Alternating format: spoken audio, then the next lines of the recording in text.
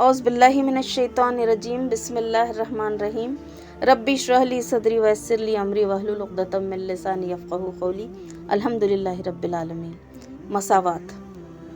अल्लाह ताला ने सबसे पहले जिस इंसान को पैदा किया यानी आदम अलैहिस्सलाम को, उनको ये भी बता दिया कि हकीकत क्या है और सीधा रास्ता कौन सा है, और इल्म से भी नवाजा।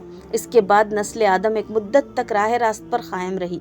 फिर लोगों ने नए नए रास्ते निकाले और मुख्तलिफ़ तरीक़े ईजाद कर लिए, इस वजह से नहीं कि इनको हकीकत नहीं बताई गई थी, बल्कि इस वजह से कि हक़ को जानने के बावजूद बाज़ लोग अपने जायज़ हक़ से बढ़कर इम्तियाज़ात, फ़ायदे और मुनाफा हासिल करना चाहते थे, और इसी वजह से आपस में एक दूसरे पर जुल्म, सरकशी, फ़साद और ज़्यादती करने लगते थे।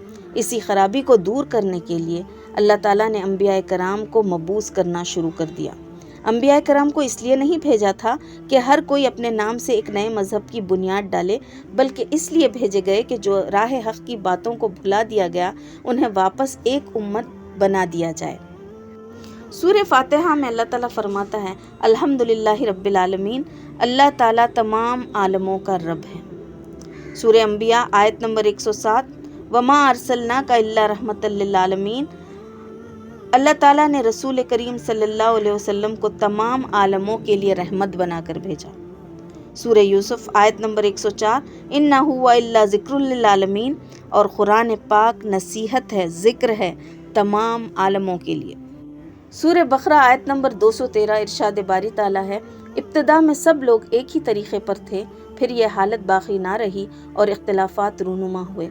तब अल्लाह ताला ने नबी भेजे जो रास्त रवी पर बशारत देने वाले और कज रवी के नताइज से डराने वाले थे, और इनके साथ किताब बरहक़ नाजिल की ताकि हक़ के बारे में लोगों के दरमियान जो इख्तिलाफ़ात हो गए थे उनका फ़ैसला करे। और इन इख्तिलाफ़ात के रूनुमा होने की वजह यह ना थी कि इब्तिदा में लोगों को हक़ बताया नहीं गया था, बल्कि इख्तिलाफ़ इन लोगों ने किया था जिन्हें हक़ का इल्म दिया जा चुका था। इन्होंने रोशन हिदायत पा लेने के बाद महज इसलिए हक़ को छोड़कर मुख्तलिफ़ तरीक़े निकाले कि वो आपस में ज़्यादती करना चाहते थे। बस जो लोग अंबिया पर ईमान ले आए, उन्हें अल्लाह ने अपने अज़्न से इस हक़ का रास्ता दिखा दिया जिसमें लोगों ने इख्तिलाफ़ किया था। अल्लाह जिसे चाहता है राह रास्त दिखा देता है।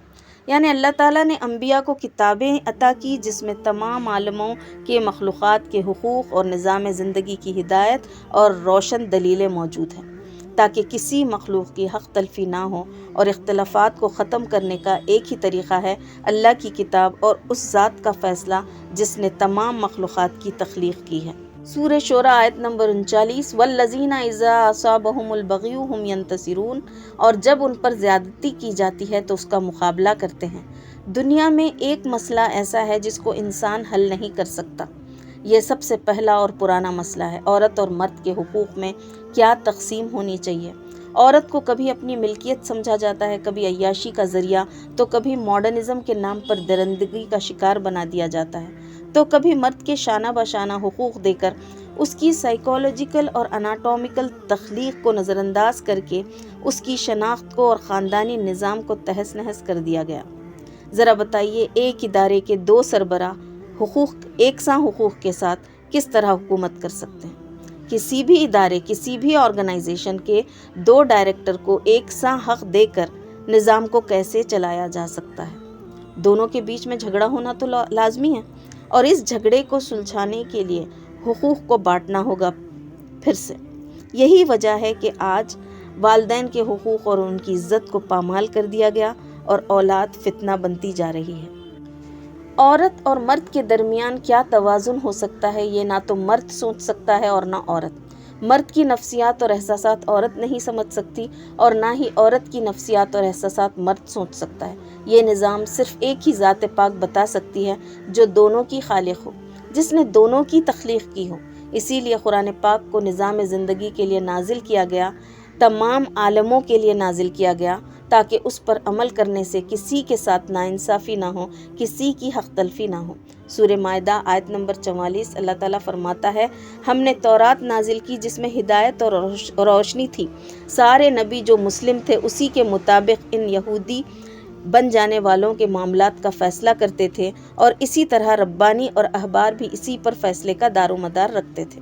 کیونکہ انہیں کتاب اللہ کی حفاظت کا ذمہ دار بنایا گیا تھا اور وہ اس پر گواہ تھے۔ پس اے گروہ یہود، تم لوگوں سے نہ ڈرو بلکہ مجھ سے ڈرو اور میری آیات کو ذرا ذرا سے معاوضے لے کر بیچنا چھوڑ دو۔ جو لوگ اللہ کے نازل کردہ قانون کے مطابق فیصلہ نہ کریں وہی کافر ہیں۔ یہاں پر ربانی سے مراد علماء اور احبار سے مراد فقہا ہیں۔ سورہ المائدہ آیت نمبر 46 میں بھی اللہ تعالیٰ فرماتا ہے، پھر ہم نے ان پیغمبروں کے بعد مریم علیہ السلام کے بیٹے عیسیٰ علیہ السلام کو بھیجا۔ تورات میں سے جو کچھ اس کے سامنے موجود تھا وہ اس کی تصدیق کرنے والا تھا، اور ہم نے اس کو انجیل عطا کی جس میں رہنمائی اور روشنی تھی، اور وہ بھی تورات میں سے جو کچھ اس وقت موجود تھا اس کی تصدیق کرنے والی تھی اور خدا ترس لوگوں کے لیے سراسر ہدایت اور نصیحت تھی۔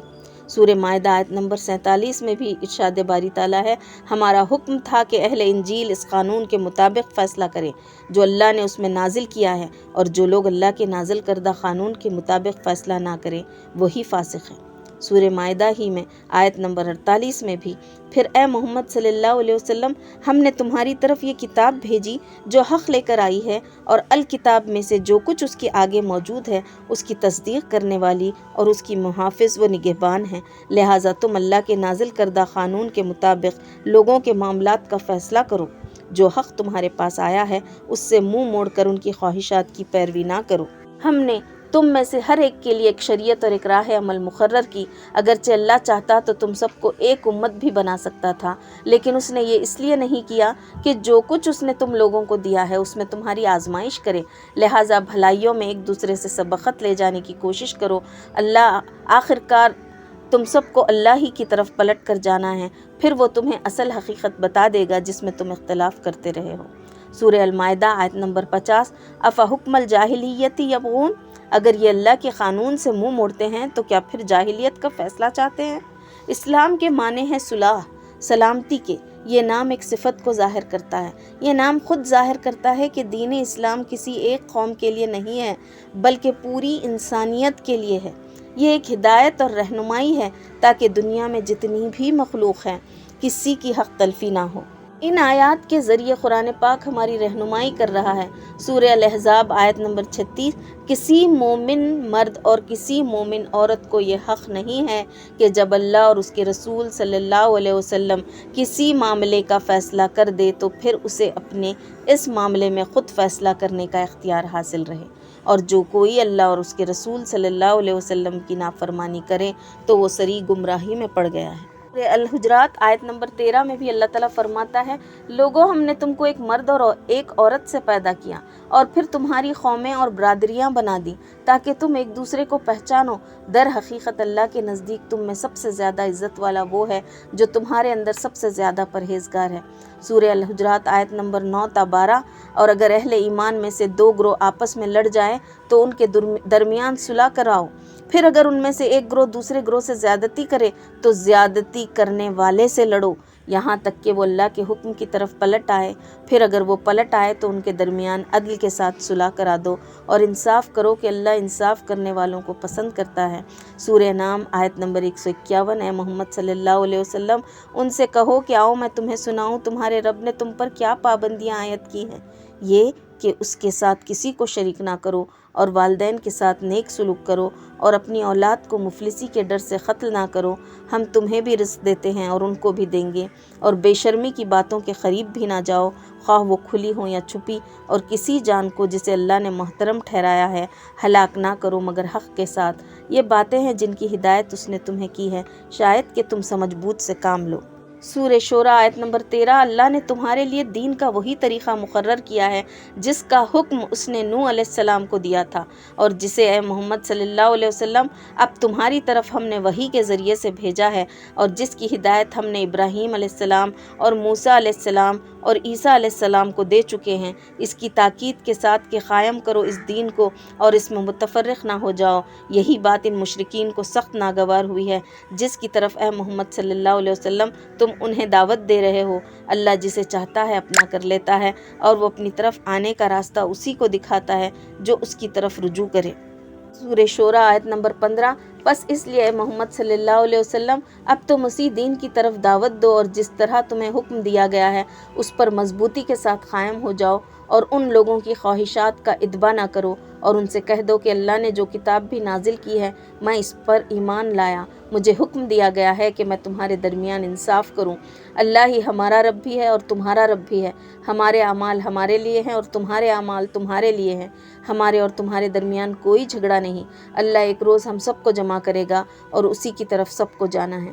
ہمیں اللہ تعالیٰ نے جانوروں کی طرح کھلا نہیں چھوڑا، بلکہ کچھ احکامات کا پابند بنا کر بھیجا ہے، کیونکہ صرف اللہ جانتا ہے مخلوقات کی ضروریات کیا ہیں۔ اس کائنات کو اس نے بنایا ہے۔ ظاہر ہے ایک بیلنس ایکو سسٹم اس بات کی دلیل ہے۔ سورہ الحجر آیت نمبر 10 تا 15 وَلَقَدْ أَرْسَلْنَا مِن قَبْلِكَ فِي شِيَعِ الْأَوَّلِينَ، اے محمد صلی اللہ علیہ وسلم، ہم تم سے پہلے بہت سی گزری ہوئی قوموں میں رسول بھیج چکے ہیں۔ سورہ الحجر آیت نمبر 11 کبھی ایسا نہیں ہوا کہ ان کے پاس کوئی رسول آیا ہو اور انہوں نے اس کا مذاق نہ اڑایا ہو۔ مجرمین کے دلوں میں تو ہم اس ذکر کو اسی طرح گزارتے ہیں، وہ اس پر ایمان نہیں لایا کرتے۔ قدیم سے اس خماش کے لوگوں کا یہی طریقہ چلا آ رہا ہے۔ اگر ہم ان پر آسمان کا کوئی دروازہ کھول دیتے اور وہ دن دہاڑے اس میں چڑھنے بھی لگتے، تب بھی وہ یہی کہتے کہ ہماری آنکھوں کا دھوکہ ہو رہا ہے، بلکہ ہم پر جادو کر دیا گیا ہے۔ سورہ الحجر آیت نمبر 49 اور 50 اے نبی صلی اللہ علیہ وسلم، میرے بندوں کو خبر دے دو کہ میں بہت درگزر کرنے والا اور بہت رحیم ہوں، مگر اس کے ساتھ میرا عذاب بھی نہایت دردناک عذاب ہے۔ سورہ الاعراف آیت نمبر 43 تمام تعریفیں اللہ ہی کے لیے ہے جس نے ہماری رہنمائی کی، اگر اللہ ہمیں ہدایت نہ دیتا ہم خود راہ نہیں پا سکتے تھے۔ وآخر الدعوانا ان الحمد للہ رب العالمین۔ صدق اللہ العظیم۔